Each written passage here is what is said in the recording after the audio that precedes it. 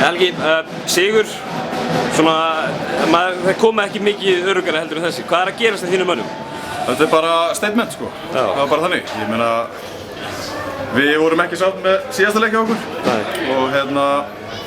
og það var eiginlega bara leið og flauta gall í þeim leika, þá var þetta ákveðið sko, það var bara svoleiðis. Það virtist nú allavega á teipinu, það virtist vera kannski eins og með mínútur hjá útlendingunum hjá okkur, það virtist vera eitthvað þið náðu alveg greinilega alveg að plástra vel fyrir það. Ég meina, ef það var eitthvað pirringur, ég aldrei ánægður þegar ég tekinn út af sko, ekki frekar en einhver annar sko, þannig að ég held að það sé ekkert, það alls ekki vandamál sko. Þið eru nú að klára þetta nú á svakalegu flugi, það lítur að vera hugur í mönnum að klára það sem ekki náðist að klára í fyrra. Já, ég meina, það er markmið sem hefur alltaf verið upp á töflunni hjá okkur.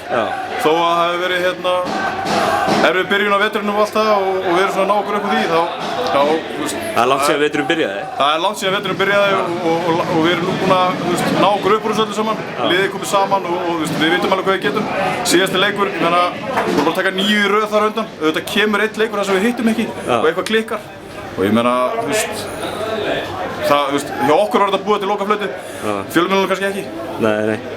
En það er bara eins og það er sko. Það er bara eins og það er og það er bara allt í lagi og ég meina, umgjörðin í kringu leikinn hérna í kvöld og stemningin í salnum og þetta er eins og það sem við erum búin að segja í alla vetur. Þetta er hvergi flottara, við erum með langbesta baklandi, langbestu stuðningsmennina, hérna er fjölmiðlamennir að vilja koma, upplifið þetta. Það er gaman að koma í sig. Takk fyrir það.